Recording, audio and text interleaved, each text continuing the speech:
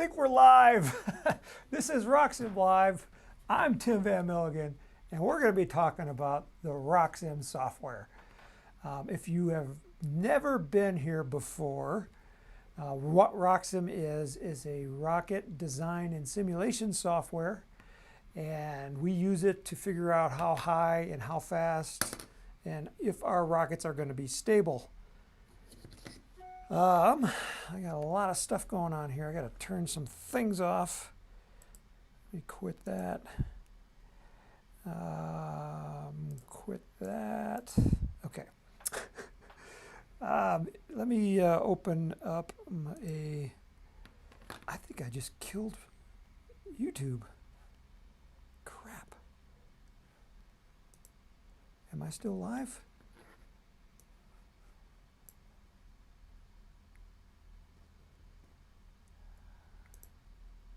I don't know if I killed YouTube or not.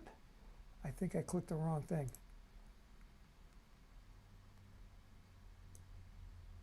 See if it still kept me going. I accidentally closed my browser. No, I think it's still going. I got to be more careful about what I click on. I got a monitor over here. Stuart McNabb says audio is messed up. Again? In what way is it messed up, Stu? Mark Gillette says still live. Michelle says yes, you're still live. Joe Noble says hey Tim. Marcel says hi from Parker, Colorado. You're still live. I am still live. I clicked my browser but I'm still live. Michelle is on the other side of the camera. She's peeking her head in. You might be able to reopen the browser.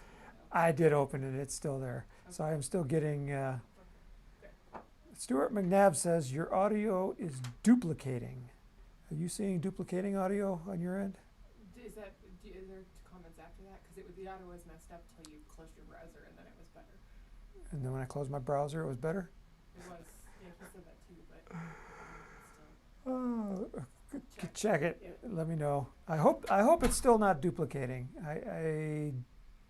If it is, I don't know how to fix it, except for to end the stream and then start over again.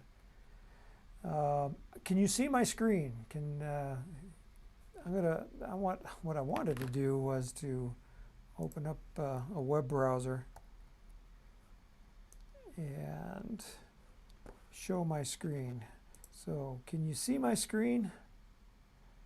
Audio is okay.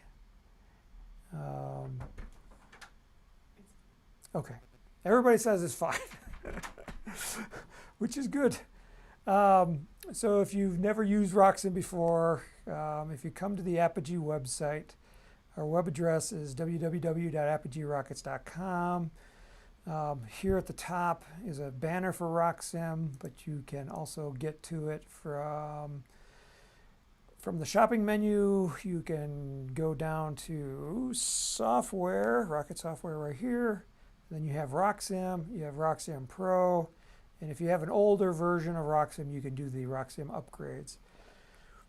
And you do not need the older version installed to upgrade. So if you had like version 8 and your computer died, all you have to do is contact us. We can look in our records and find out which version you had, confirm it, and then give you the upgrade price so that you save money.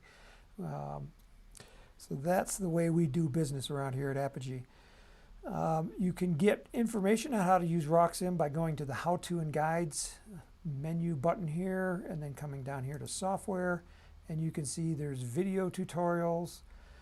There's the RockSim Live Training, which is what we're doing right now. And when we're done, we archive these on this page. We are on episode number 34 now. See, I wanted to delete that. I wanted to shut off my mail so that I would quit getting notifications. Okay, if you have a question, go ahead and type it in. I think we had a couple that came in through email. And I think I'll answer that one first because Mark Sell sent one just like 10 to 20 minutes before we went live. And he was asking about a 38 millimeter motor that was missing from the RockSim database. So what I first want to do is open up a rocket that has a 38 millimeter engine mount in it. And so I'm going to go to my applications folder because this is going to be where RockSim is stored. So inside your RockSim folder is a folder called Designs, and that's where all your standard designs are stored. And I'm looking for the Apogee Peregrine because I know the Peregrine is a 38 millimeter motor. And I don't want to say, oh, I just crashed RockSim. That's not good. This is RockSim Pro, but I don't want RockSim Pro. I want RockSim. So I'm going to relaunch RockSim. Sometimes it will do that when you're trying to open a new design, and we don't know why it does that. But it's not every time. It's just like once. This is like the first time in like a month that that's happened to me. So it's not very often, fortunately, but it is a nuisance. And I didn't lose anything because it's only when you open a design. It's not when, if you got your designs already saved and you already know you're going to be opening a design, you're not going to lose anything. So I'm going to try to do that again. Okay, so we want to go to design folder. At the Apogee components, Peregrine, click open. Okay, so we are opening the Peregrine. Here's the Peregrine. It is a 38 millimeter mount. Now, Mark Sell's question was about there was a motor missing from the database, and there's another motor of the exact same name in the database. So what he's looking for is an H123 motor. And it's made by Cesaroni, but Cesaroni makes two H123 motors. One's a 38 millimeter motor and the other's a 29. And Mark's question was, if the motor is missing from RockSim, can I use the other motor and run my simulations and get similar results? And my answer to him via email was maybe. And it all depends on the power of the motor. So the motor that's missing is the 38 millimeter motor. So we're going to add that. So that's going to be the first thing, how to add a motor to the database. So first let me confirm that the motor is missing. So I'm going to go to prepare for launch, which is this button right here. And it's going to bring up this screen, and this is the back end of the rocket showing the motor mount, which is right there. I'm going to choose an engine. All right, and so here are my motors, and here's the 38 millimeter motors, and it's showing only the motors that match the motor mount diameter. So that's right, and it was an H123. So I am scrolling down through the H's. I got an H123 Aerotech, but the one that we're missing is the H123 Cesaroni. So let me go back up here to diameter filter. I'm going to show all the motors that match the motor mount diameter or are smaller. So now this will also show the 29 millimeters, the 24 millimeter motors, the 18s, and the 13s. And so here is my 18s. But I want to keep this sorted by engine code. So the smallest here is at the top. I just click on the column header to sort them. And you can sort, just kind of like a spreadsheet. And then I'm going to scroll down until I get to the H's. So I'm going fast here through the F's, the G's, and there's a lot of G's. Okay, so here we're getting into the H's. So here's an H121. Okay, so here's an H123 skid mark, which is the 29 millimeter. Then there's that H123 from Aerotech, but we want the H123 38 millimeter from Cesaroni. Okay, so we've confirmed that it's not in the database. Michelle is probably taking a note that we need to add this one down into the next update.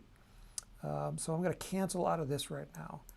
Okay, so here's the way to load motors. You go up here to File, Reload Engine Data, and I'm going to click on the tab that says Download Engine Data. What this does is it goes to a website called thrustcurve.org. And let me bring that up because I want to give them a plug, because that's a really good website. Oops, I don't want that. Clicking on the wrong things. Thrustcurve.org. And this is what it looks like. And I want to search this website for the H123, and I'm going to hit return. So I'm just searching, and it returned back 3 motors: the 29 millimeter, which we saw before, then the H123 Aerotech, and the H123 from Cicerone, which is the 38. And that's the one that we're missing. Okay, so so that confirms that that motor does actually exist in real life. So going back here, I'm going to type in the common name of the motor, H123, in the common name right here. And the diameter, I'm going to change that to 38 millimeters. I'm going to start the search. And what it did is it went over to the thrustcurve.org website, and it found 2 motors that were H123s, but one of that were also 38 millimeters in diameter. It found 3, but 38 millimeter diameter. When it narrowed that search, there's 2, and that's why it says there's 2 engines that match the criteria. And you click OK. So you have the Aerotech, and then you have the Cicerone right here. And I'm going to highlight that one, and I'm going to download selected engine data. Okay, so it downloaded it, and now it's automatically wanting to put it into the correct data folder of RockSim. And this is where all the engine data is stored. And this is a hidden folder, so this is kind of hard to find. But on my computer, it's on the hard drive inside the users under my name in the library under application support. And application support, this is the hidden folder. And if you can't get into that one, you're not going to see these. But once you can see that one, you can get into the data folder. And then, so that's where it wants to put it, and I'm just going to let it put it there. I could change the name if I want, because right now it's Cicerone 232H123-14A. But I'm not going to change the name. I'm just going to leave it alone, and I'm just going to hit save. Okay, and it should have saved it into my database, and then I'm going to go to engine data files. So I went 1 tab back to engine data files, and these are the available engine files that were in the data folder that are already not in RockSim. Here's the ones that RockSim already has confirmed that it wants to use. This is the new one that we just downloaded, and I need to add it over to this side. So to do that, all I'd have to do is hit the add button right there in the middle. So I add it, and it moved it over just that fast. And I'll just click OK. And so now it should be in the database. So let's confirm that it's in the database, doing the same thing that we just did before. First we want to do prepare for launch, then choose engine. This time I'm only going to show the ones that match. Okay, so it matches. So no 29s, just the 38s. And then I'm going to scroll down to the H's.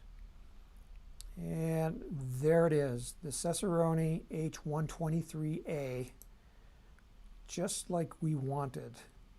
Okay, so now we can run the simulations. So now let's compare an H123 that's a 38 millimeter versus an H123 that's a 29 millimeter. What's the difference? I can tell you already, what I was thinking about when I was thinking about Mark's question. Let me go back to thrustcurve.org under the search results. What we're looking for is the power of the motor. And the power of the motor is in a number called this total impulse, which is this column right here. So think of total impulse as the size of your gas tank. The bigger the number, the bigger the tank. And the bigger the tank, the further you can travel.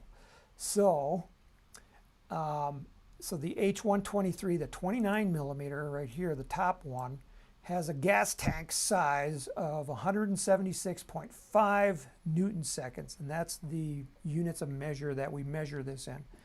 Where the 38 millimeter version has a gas tank as big as 232.4 newton seconds. So that's, what is that, 60 newton seconds bigger. And that's kind of the equivalent to 40, that's a kind of a mid-range F. So it's kind of like an extra F engine attached to the basic motor. How do I get that I know it's an F motor? Well, I kind of have to remember, you know, when your numbering system for motors, you know, an A motor is 2.5 newton seconds total power. A B motor is twice that, so it's twice the size, so that's 5 newton seconds. A C motor is twice that, which would be 10 newton seconds. A D, which would be twice that, which is 20 newton seconds. An E would be twice that, which is 40 newton seconds total power. That's the most the tank can hold. So we're already at an E, and that's 40. And if we double it again, now we got 80. And so we're talking 60 newton seconds here. So that's kind of like halfway in between. So that's kind of like, it's an F, but it's a mid-range F. It's not a full F, but it's kind of the middle of the road F. So that's kind of like the difference in power between this Cicerone 29 and the Cicerone 38. And I wanted to see, I'm going to open this up, take a look at it. Okay, so this one's a skid mark. So that's a skid mark motor. What was the other one? The H123, the 29 millimeter version, is also a skid mark. So they're both skid marks, which are sparky motors. When they go off, they put out a big shower of sparks. They're really cool, but sometimes it's the weather conditions are too dry and you have all these sparks coming down, and they come down in a cone, and they spread out and then they drop straight down, which can cause grass fires. And so, like here in Colorado, it's been dry recently, so until it starts raining again, we're kind of, I don't think sparkies are going to be allowed. So now the question is so we expect the 38 millimeter motor to go higher. Is it going to be safe like the 29, or is the 29 going to be safe like the 38? So now we need to run the two simulations. So let's run the first simulation with the 38 millimeter. And I'm going to say, okay, I need to check the delay. We'll run it with the 14 seconds. Click OK. I'm going to, in the comments, I'm going to put 38 millimeter motor so I can tell them apart. This one is set up for dual deployment, and I don't really care. All I really care is how high it's going to go, but we'll let it go. This one will do at Apogee, and the main one we'll do at an altitude of, I don't know, 600 feet. Okay. Simulation controls, I always leave that one alone. Okay, it's going, we need to make this longer because this is a big rocket. 98-inch launch rod, so that's an 8-foot long launch rail. It's launching somewhere maybe on the East Coast at 8-mile-an-hour wind. And I think we were going straight up, are we? Yeah, straight up. And let's do a flight profile, see what that looks like. Okay, so the rocket is sitting down here on the pad. We click launch, it takes off, does a little wobble, but it looks like it's going okay. It looks like the Apogee is going to be inside the weathercocking cone, which is our criteria for safe. The first parachute popped out and it's coming down. When this gets down to 600 feet, we expect the main parachute to pop out, and there it did, because we can tell it slowed down as it's coming down. And now it's going to land. Okay, so let's go back to the summary screen. Our maximum altitude was 1,017 feet. And I want to show my comments here. So I'm going to do a right click on the column header and select Organize Columns. And I want to display my comments. So display the comments, click OK. So now, see down here are the comments, 38 millimeter motor. So now let's run the exact same simulation with the 29. So choosing the motor, this time we want to show all the engines that match the motor mount diameter, which is the 38 millimeter, or that are smaller. So that will show us the 29s as well. I'm going to scroll down until I get to the H123s. I'm in my Gs. Okay, so here's the H123 skid mark. And it's a 29 millimeter, so that's the right motor. Let's choose the 12-second delay, click OK. I'm not going to change anything on the starting state. I'm just going to do the flight profile again, launch it. Okay, and the rocket takes off. It's going straight, which is good. That's the most important thing right there, that the rocket goes straight. It popped its parachute. It's coming down. It did. The main parachute already popped out right here. It didn't take long for it. Did not go nearly as high. And it lands 235 feet away. So let's go back. Well, one thing I forgot to do, I forgot to change the comment to 29 millimeter. This bottom one here should be 29 millimeter, not 38 millimeter. So you can see the altitude did not go, it's almost like, it's more than half, but it's not nearly to the 1,000 feet. So the answer to your question, Mark, is if it's safe to fly on the H123, the 29 millimeter version, I can almost guarantee it's going to fly okay on the H123 38 millimeter version. So when there's a motor that has two different names, you can kind of use that rule of thumb. There's other motors that have similar names. I think there was a G36. I know Cicerone has some names that are common. There's a G, oh yeah, here's a G69. There's another G69. So what you really want to do, if you're comparing motors, is look at that total impulse. If they're close, if it flies okay on the one that's the lower number on the total impulse, and remember, that's kind of like the size of the gas tank, it will probably be, I'm 99% sure that it's going to be okay on this one as well. So, very good question, Mark. That was an easy one. Yeah, it was a twofer, how to load rocket engines, because you need to know how to load rocket engines. You can't depend on us to put all the motors in the database, because those pesky motor manufacturers, they keep making new motors. And they will continue to make new motors, because every time they make a new motor, they sell more motors. So that's how you add motors to your database, and then how to compare motors that are similar. So next question from Gutboy17. Can RockSim output G-loading to be used in rocket structure design? G-loading. The answer is, it will tell you the G. Yes, it will. Let me go back to this one that we ran. So this was the original 38 millimeter motor. And what we're looking for is the max acceleration right here. This column, oops, this column here, that's called max acceleration. So this is the maximum G loads that the rocket is going to experience.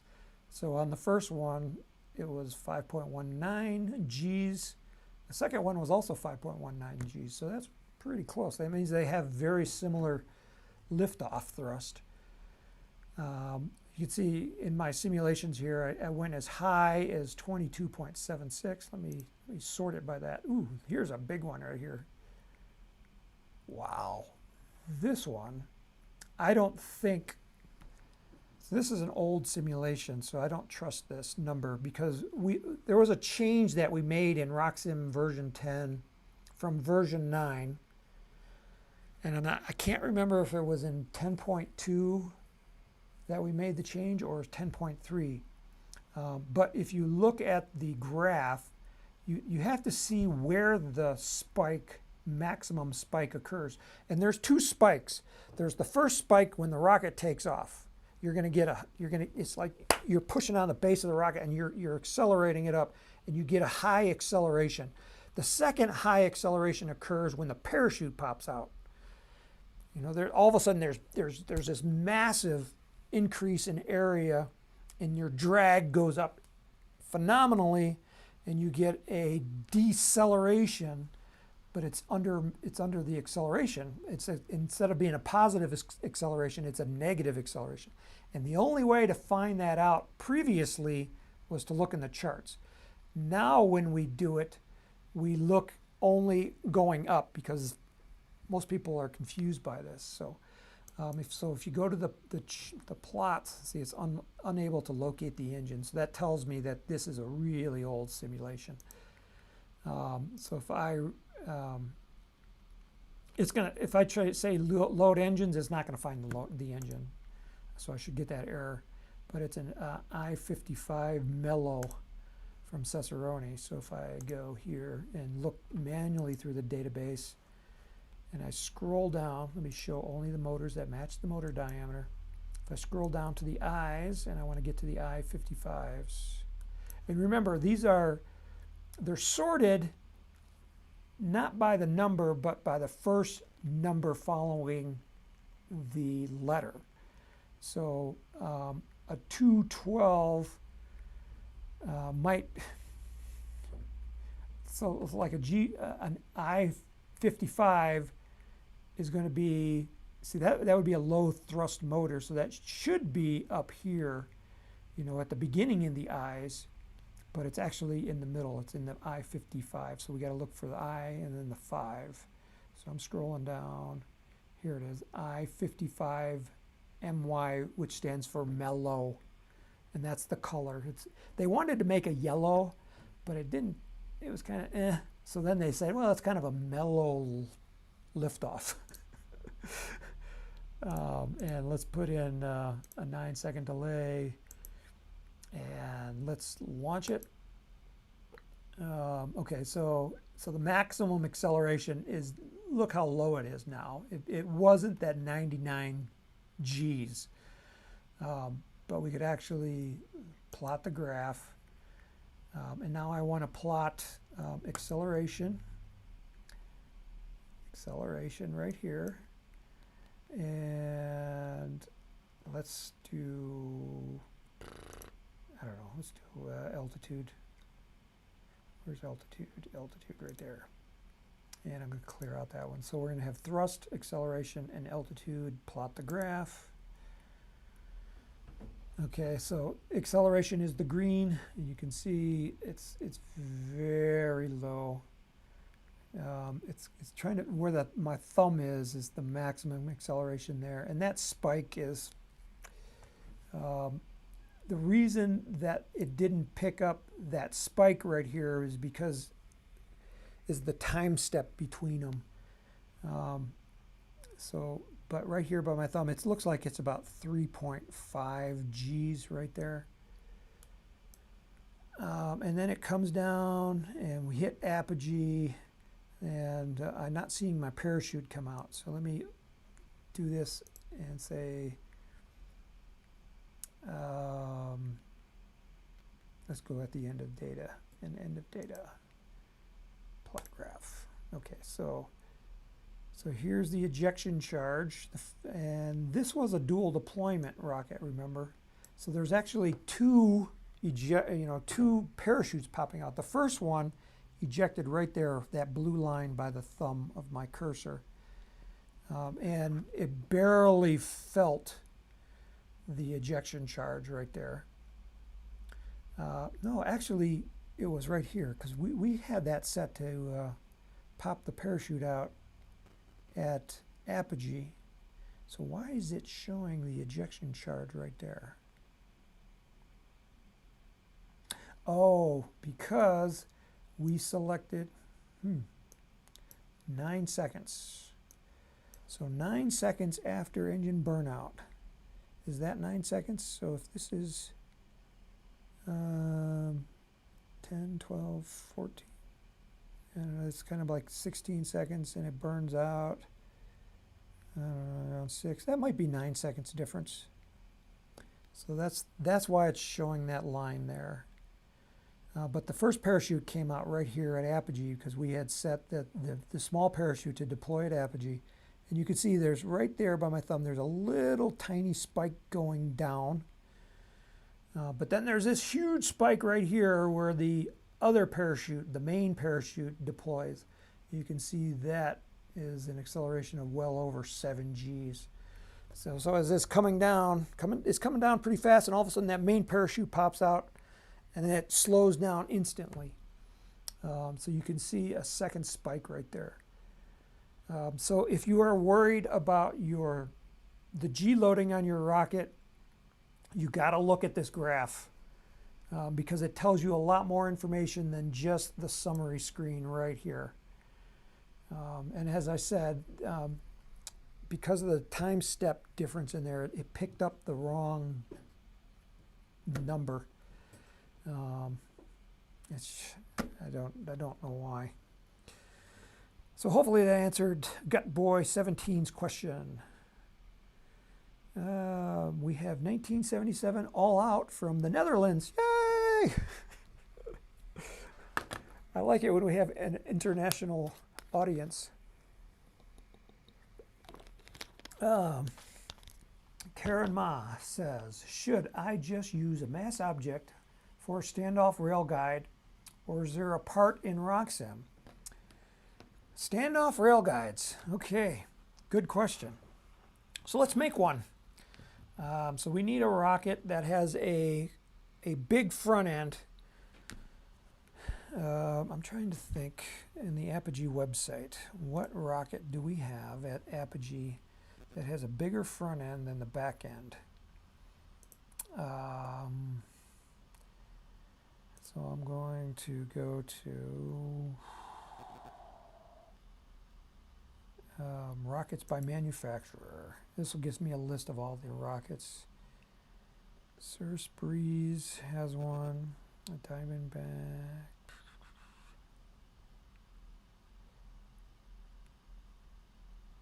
Oh, I know which one. How about the Midge? Okay, so here is a rocket. So what Karen is talking about is a standoff. She says rail guide or launch lug. It doesn't make a difference because it's a standoff. So you have a rocket that has a big front end, but you have to put the rail guide or the launch lug on the bottom part, because you really want to put a launch lug like right in front of the center of gravity on the rocket. And that's kind of like the strongest place for the launch lug, because if it's sitting on the launch rod, you're trying to torque it if you try to spin the rocket while it's sitting on the launch rod.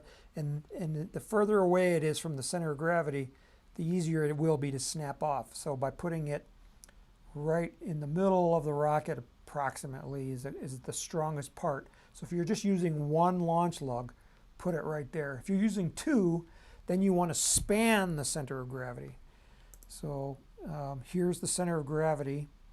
And ideally, this is a launch lug, and there's a launch lug right there. These squares, or these are rail buttons. Ideally, you'd like to put that forward one in front of the center of gravity. But you can get away with it back there, and we do, because we want to laser cut the actual hole for that rail button. And we can't do it here because we have this coupler right there. We could put a hole in the outside too, but then there's the coupler kind of plugs it up. So we can't do that. And we didn't want to put another hole up here because it just adds extra expense. Okay, so let me open up the midge file. Okay, Apogee midge. I'm looking for the midge or the frit. Frit, I think, is another one. Midge, there's the midge. I'm going to say no. Okay, so here is the midge rocket, and we want to put on either a rail button or a launch lug. Doesn't matter. The process is going to be the same. So that launch lug needs to be higher up than this tube right there. Otherwise, the launch rod is going to interfere with it. So there is no button here in the design components for a standoff rail guide or button. So we got to create one. We're going to create it from two components. The first one is going to be the launch lug itself, and then the other component is going to be a fin.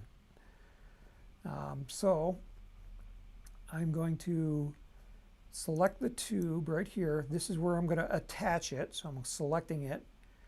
And then I'm going to put on a fin right here. And it looks in the database for a fin, and I'm just going to cancel out of the database. And it drew one right here. And I'm going to change the location. Remember, I kind of had it right in the middle. So I'm going to slide it forward. And then right now it's showing 3 fins. I only need 1, but RockSim has this cool feature. You can just make it 1 fin. So the fin count, I'm going to change it to 1. So now we have just 1 fin. And then I need to set the height of that fin. And I'm just going to change the semi-span right here. And I'm going to make that a smaller number. I'm going to make it like 0.125 inches.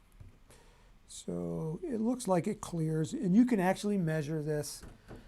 And then you can change the, if I will go back to that picture. Okay, so on the picture, it looks, I know this launch lug is 1 inch long. And it looks just like it's a little bit longer than that. So that is the root cord.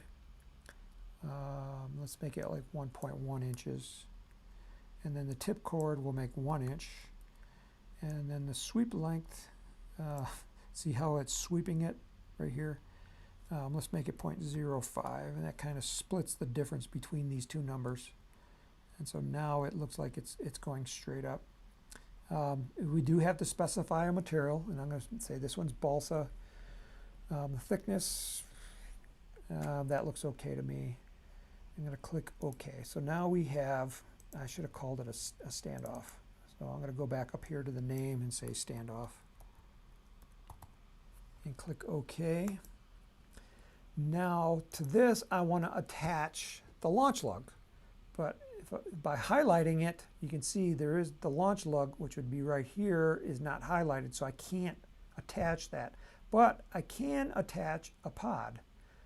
So I'm going to attach a pod to it, and you can see the pod is this circular line. It's just a location, and I just need to slide the crosshairs a little bit further back. Remember, it was 0.05 inches right there. And I'm not going to eject this, so I'm going to turn that off and I click OK. So now I have a pod attached here. And now we need a launch lug, and I still can't attach the launch lug. But I can attach a tube, which is basically what a launch lug is.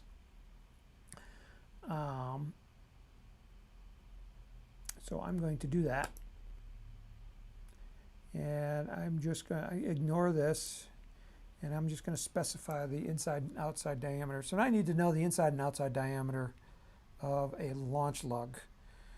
And it's not in the database under tubes, it's under the database for launch lugs. So I could go to the database for launch lugs, but I had to add a launch lug to get to that database, and I can't do that.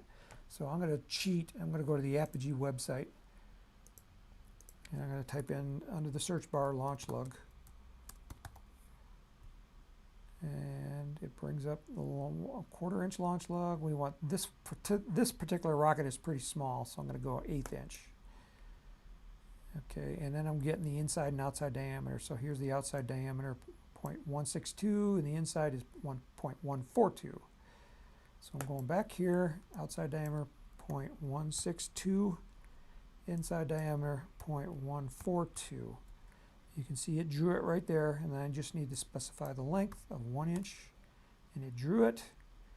And it's made out of paper, and I'm just going to change the color. It's 3D is black, and we'll make it green in 2D. And if you like that, let's call it launch lug. Click OK. So it added the launch lug right here. Let's look at it in 3D. Come on. There we go. Okay, I can spin it around. There's my launch lug. And unfortunately, it's in line with my fins. That's a problem. But we can change that. Just go here to the standoff. We're going to edit that. We're going to go to the radial position. And now I want to look at the rear view of the rocket. So I'm going here to the rear view. You can see there is my launch lug. And I'm just going to take, so I'm under the radial position tab. And I'm just going to rotate it around. I just need it to be, 60 degrees. So I typed in 60 degrees, hit the tab, and now my launch lug is off to the side. Okay, so doing a rail button is the same thing, but there is no component in the database for rail button. So again, you'd either use a tube, or you would use an actual launch lug and just make it really short. And that would be the equivalent. And you might need to adjust the mass. And she was saying, should I use a mass object? And if you did, so if you weighed this component, so if I open that component, I can find the mass right here, 0.017 grams, which is right there. And the actual launch lug, okay, that was the standoff. That should probably be pretty close. And then the launch lug itself, this one is 0.088 grams. And I'm going to go back to the Apogee website. I'm going to do rail guide. And there's the standard rail button. And the weight of that part is 1.9 grams. So I'm a little bit light here, 0.08. I'm like 1.1 grams light. So I would add a mass object to this. So to add a mass object, you highlight the component, and you can come over here to mass object. And it looks in the database, and I'm going to say cancel out of the database. And I'm just going to say the mass is 1.7 grams. And where did it put it? It put it right there. I just need to slide it back just a hair.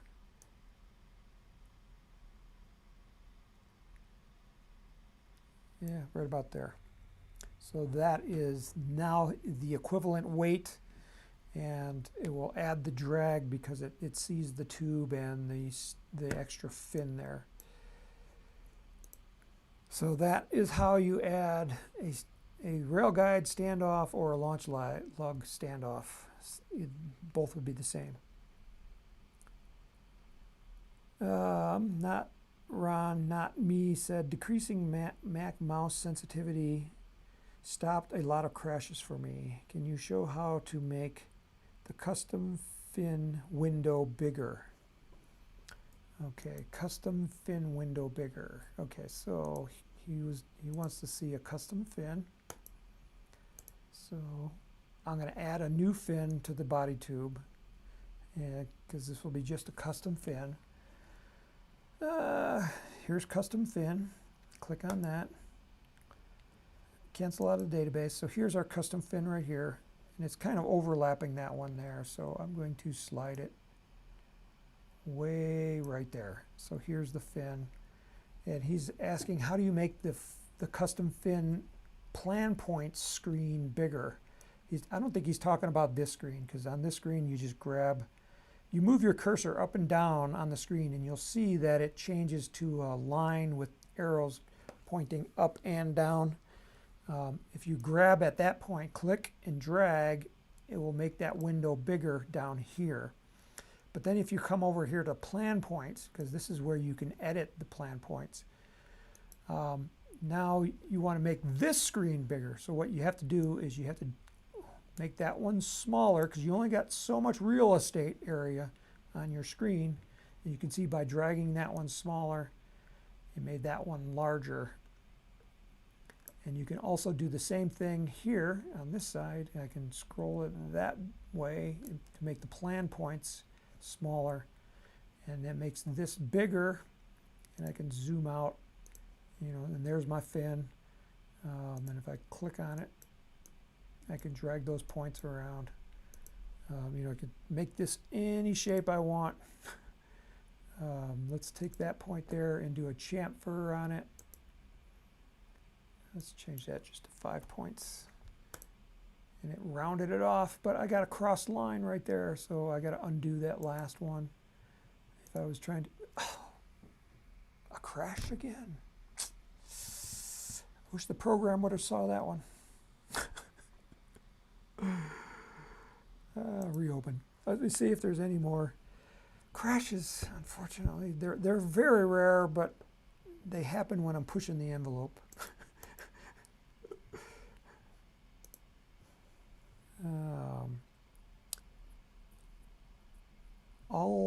1977 All Out, who is from the Netherlands, says he's found us last week, and this program looks awesome. It is awesome, and it's getting better and better as we fix all these crashes.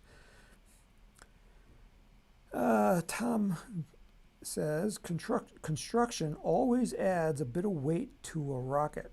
What is the best way to true up the should weight to the actual weight when finished? I have already seen the CG move much, but final weight, and then his comment got cut off. Okay, so let us open up a rocket. So speaking of which, this launch, beta testers wanted for the launch visualizer. I haven't shown you the launch visualizer today, but we're still looking for beta testers. And if you want to be a beta tester, come to the Apogee website. If you're on the Apogee website, you're on the home page, and we have this scrolling banner bar right here, and one of these says beta testers wanted.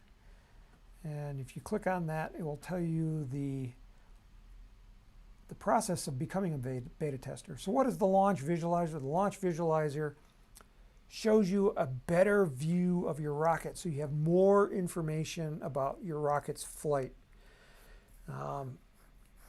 And trying to explain what it does is kind of hard. But once you try it, it's just like something clicks. I was watching someone today use it, and all of a sudden it clicked. And it's, oh, this is awesome. I'll show you that in just a second. So let's open up a rocket and do an adjust the weight. It doesn't matter which one. So I'm going to open up the flamethrower. Okay, so say it's showing the mass of the rocket right here at 314.68 grams right there. And so you actually go out and you build your rocket, and let's say it weighs 350 grams. So there's a couple of ways to do this. And what's his question? I'm looking for the word best. Yep. People always use the word best. And he says, what is the best way to true up the weight of the rocket? And so my question is, how do you define best? Because there's three ways. There's the fast way, which is the best for me. Then there's the most accurate way, and then there's the one that's in between. That's fairly fast and fairly accurate. So you have to define best, and most people don't define best. Okay. So the best way, if the most accurate, so if you want the most accurate way, what you have to do is you have to adjust each component in the kit by itself. So you have to take out the nose cone, weigh the nose cone, and then open up the nose cone in RockSim and adjust the weight there. And so you would, to adjust the weight there, you would go to the mass override tab and you type in the correct mass and the correct CG position, and it's measured from the tip of the nose. So then you'd balance your nose. And then you'd have to do that for every component in the rocket. And that's going to give you the most accurate simulations, because what that does is it changes the moment of inertia of a rocket, as in addition to just the weight of the rocket. So the moment of inertia is a product, is a what's the exact definition of inertia? I'm thinking product, but it's mass of the item plus where the mass is distributed. And inertia is kind of like, it takes a bigger force to get an object started moving than it does to just keep the object moving. And that's inertia. And then there's mass moment of inertia, which is, and then you got rotational inertia. And RockSim will calculate all that stuff, but it needs to know where the mass is of each item in its exact location. And so what this does, and when I say the most accurate, it's going to give you the most accurate trajectory of the rocket. So how the rocket reacts to wind.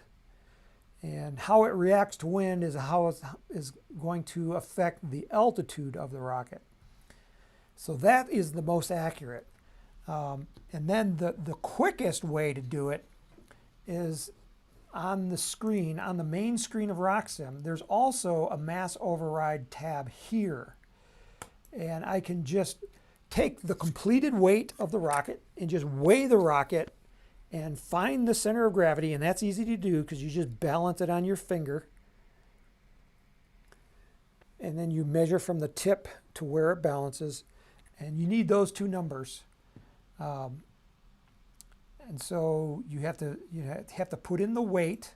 And this one has already been adjusted, because I can see it says use the values below for the simulation. So it's using this value of 314 grams, and it's using this center of gravity position, 21 inches from the tip of the rocket. If I uncheck it, you can see my mass changed to 835 grams. Holy cow, I got something completely wrong in here. I got something a component inside this rocket that's like way heavy.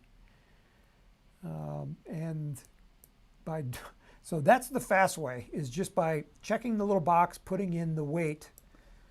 But as I said, what that does is it puts all the weight of the rocket at one spot inside the rocket. So it's gonna spin faster because it thinks the moment of inertia is right there at that one little spot.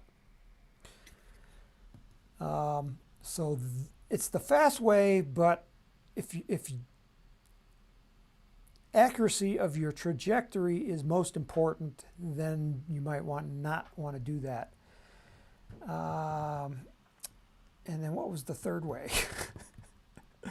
The third way is as you're in each of the components. So if I go to the nose cone, the third way is, instead of hitting this mass override right here, I wanted to design the component so that the nose cone, the center of mass of that nose cone, is in its correct location. So what I would do is, so basically you have to adjust the wall thickness and the of this to get the center of gravity in the right spot. That's the most accurate. And then the second way was the middle way. It says this, so this says the mass override is on. So if I go here to the mass override and uncheck it, it says the calculated mass is 95 grams. And it was using 24 grams by checking this. And then it overrides this mass right here. And it just says the nose cone weighs 24 grams. And it's close enough. So for me, if I was to do it, the simulations are pretty good in RockSim. Let me do a mass override and let's like really screw it up. So let's move the center of gravity to a different position. Let's move the center of gravity way back on the rocket. So let's put it at 30 inches. Something didn't move. Uncheck it, check it. Why is it? Should have moved. So I'm not seeing something. Mass override won't calculate if center of gravity is correctly entered. 40 inches. That center of mass is not moving, so something is up.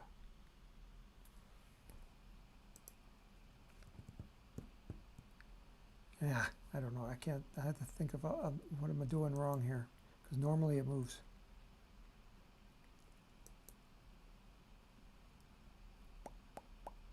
Why is this 835 grams? So if I'm looking at this, what I would do is go here to the rocket parts list and look for a part that is like super heavy. And I'm getting some weird characters there. So here's the mass moment of inertia of the body tube. Here's the mass moment of inertia of the nose cone. It should tell me the weight. Where's the weight? Where's the weight? Diameter outside. Here's the mass. Here it is. 24 grams. Remember, it's using 24 grams. So there's the mass of that. There's the mass of that. So I'm not just looking. Okay. Here it is right here. It thinks this transition section right here weighs 641 grams. So let's go to that transition, which is right there, and edit that.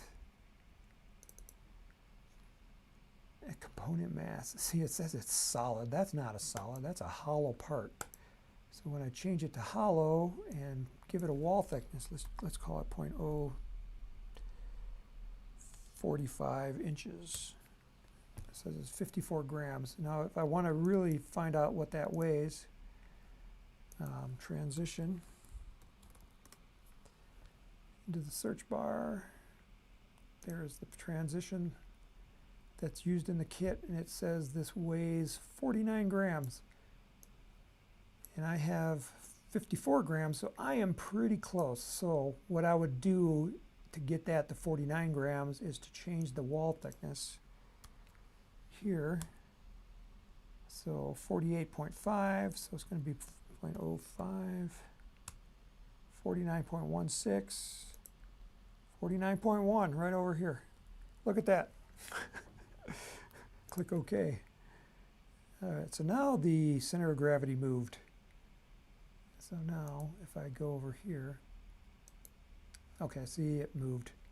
It was just in the same spot because that's where it was. Okay, so let's move it.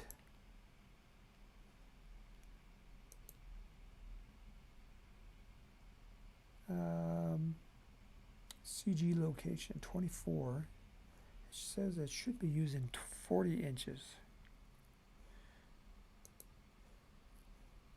Now it's 21 inches.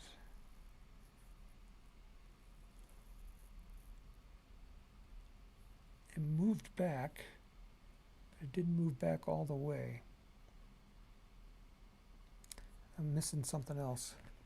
I'm closer, but I'm missing something else. Okay.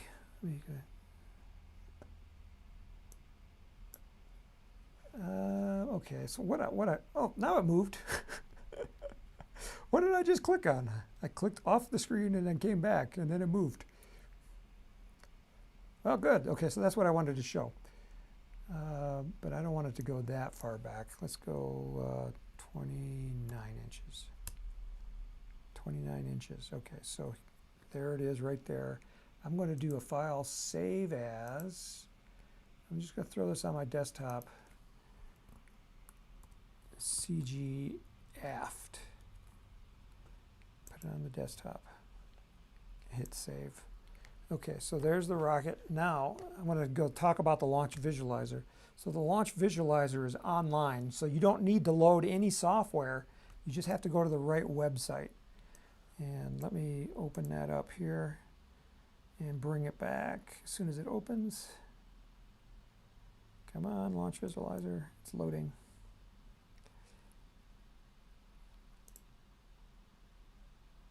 Log out.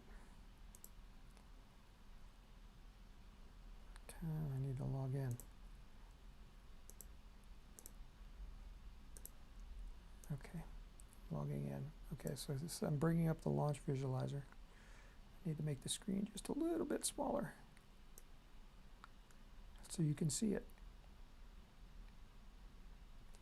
Okay, so I want to upload a new design. The design we just created, the flamethrower. So I'm going to browse for a rocket file to upload.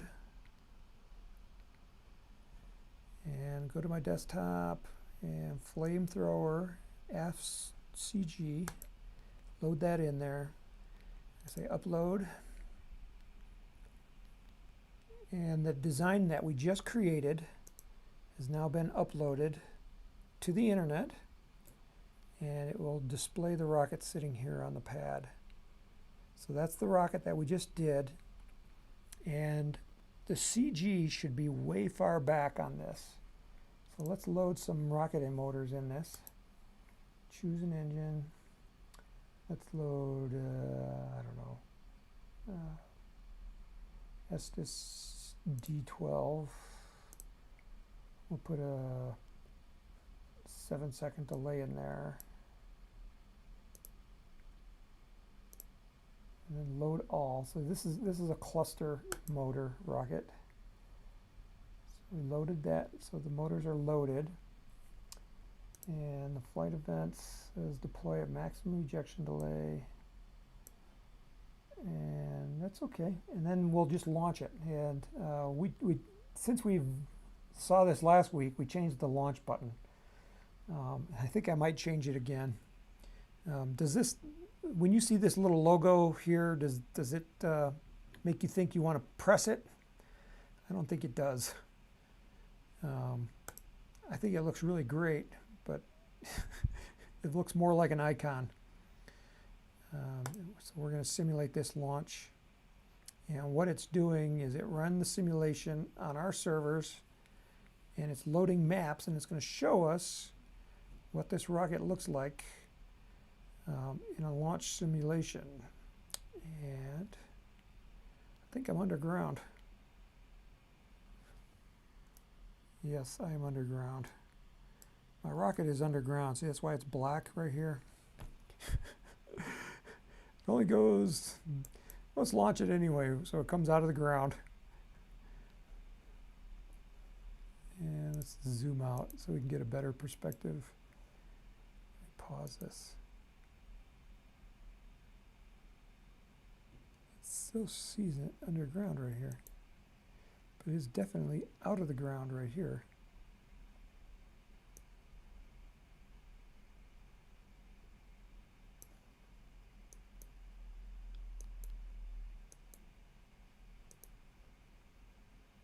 No, there's nothing at the end of the rocket.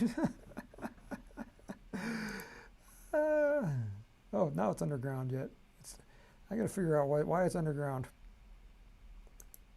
Let's pause it, close that. I think we set the altitude wrong here. Current rocket altitude. Let's choose a different launch site. Loading launch sites. I'll just choose this one, click OK. And it will show where that launch site is here in just a second as it loads it. It has to load the maps. This is from some parking lot somewhere. Okay, so let's launch it again. Simulate. Is it still underground? See, yeah, it's still underground.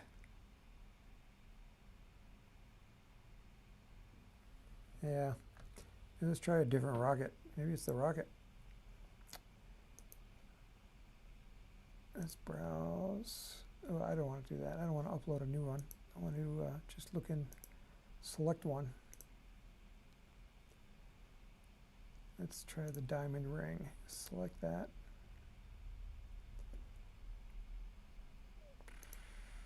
Choose a motor. This is D24. Need to select a delay. Oops. 4 seconds. Flight events. Deploy maximum ejection delay. Launch it. Let's see what happens on this one.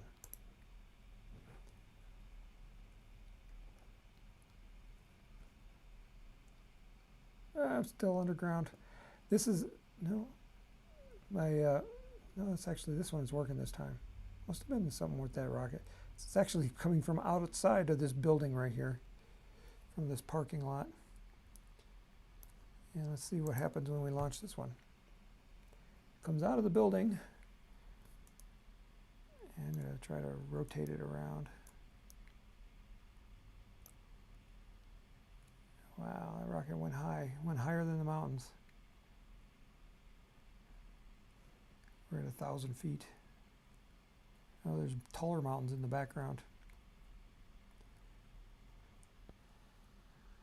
So this is the launch visualizer. So this gives us a better perspective on our rocket. And I haven't had much time to play with it today because we had a lot of really good questions here, and we're gone late again. Mark Zell, the latest design in dirt-seeking missiles. Yeah, Tom says, be careful. Once you add the motors, you may be unstable. And that's what I was trying to do, Tom. I wanted to create a rocket that went unstable in the launch visualizer because those are really fun to watch. So this is a 3D environment. As you can see, I'm rotating it around and moving it around. Pause it here so you don't get vertigo. And change it to a trajectory view. And so here's a little river that's running through this valley. We have mountains in the background. And you can get a kind of a better perspective on really what's happening with your rocket launch. So you might imagine, what would happen if I launched from my own backyard? It's not typically safe to launch it from your backyard unless you have a really, really big backyard. And this allows you to do those kind of experiments in a safe way, just doing them on the computer. So that is what the launch visualizer is all about. And we are way over time again. We always seem to go over time. Thanks for running late, Tim. Good info, says Tom. So again, I appreciate you coming to these on Friday afternoons. I know it's kind of an oddball time, but I had something going on Friday mornings, so I couldn't do it Friday mornings. We will be back again next week, same time, same location. So we're going to be here on YouTube at 2 p.m. Mountain Time or 4 p.m. Eastern Time Zone. And I don't know what time that is in the Netherlands, but it's got to be like getting in the evening, probably 6 hours more than that. So man, that's like almost 10 o'clock at night. Maybe 9 o'clock at night, depending on the time zone. So thanks for watching. I appreciate you being here. 1977 all out from the Netherlands. It's always nice to have new people join us. Again, we have a lot of visitors. We got up to 24 today. That might be a new high. You know, I'm not getting millions of visitors, but who would want to look at me? I'm always jealous of those YouTubers that get hundreds of thousands of viewers. It will never be me. You know, if I can get 26, I'd be like, woohoo! So if you're interested in RockSim, come to the Apogee website. Our address is www.apogeerockets.com. And again, we'll see you next week. And so I'm going to end this stream in 5, 4, 3, 2, 1.